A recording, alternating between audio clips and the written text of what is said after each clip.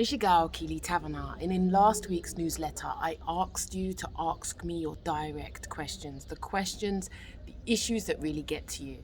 And here's last week's question.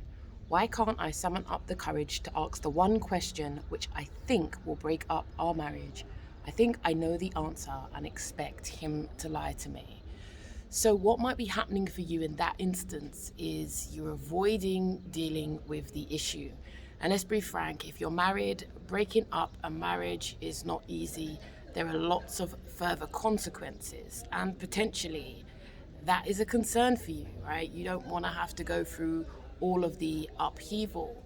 And as such, what you do is potentially, my hunch is, you avoid the questions, you don't ask the difficult questions.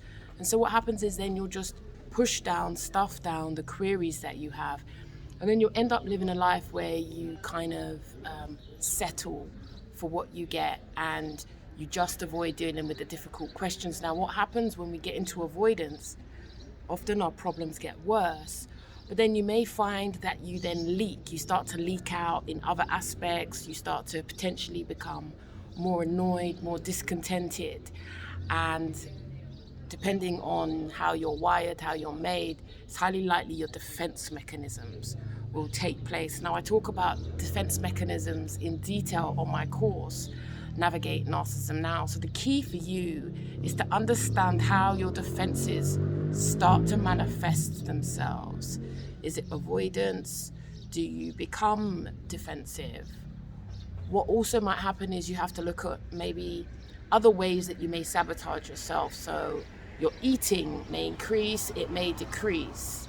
You may end up shopping. Shopping is another one that comes up, like compensating yourself in other areas. But my hunch to what you're asking about, the courage to ask the one question, is, well, the reality is it seems that you don't think you'll get the truth. And one of the biggest problems us empaths have is we often look outside of ourselves for the answers. It seems to my mind that you already know the answer. Challenge is sometimes we just don't like the answers. And that, like I said, the more you avoid that, you have to be careful because that will show up in other aspects of your life, be it self-sabotage, self-loathing, or sadness and depression. So if you find yourself potentially going to your doctors to help with that low mood, that can be positive. But if you're medicated for that and there's no plan to get you off, then we know many people are just left being medicated. And what that actually results in us not confronting the issues within our lives. So don't beat up on yourself. It is a process. It takes time. But the reality is, you know the truth within. You don't like it, or you're potentially not ready to face it, depending on your circumstances and all the intricate aspects that also couple with your marriage. You know, assets, finances. Can you even afford to live on your own? Many people can't. So we end up avoiding it, keeping our head down and trying to make it work. Kids, assets, these are all an important part of the reality of your situation. But fundamentally, I believe you're looking outside of yourself for the answers. Because people do lie. People don't always admit truths, right? It is what it is.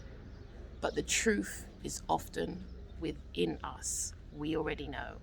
If you've got any questions or queries about that, and that speaks to your pain, or it doesn't quite hit the mark, let me know. It's your girl, Keely Taverner, psychotherapist who is helping my empath crew learn, understand, and heal from one-way draining relationships. Like I said, do take care of you, because no one is coming to save you. We must learn to save our precious selves. Peace.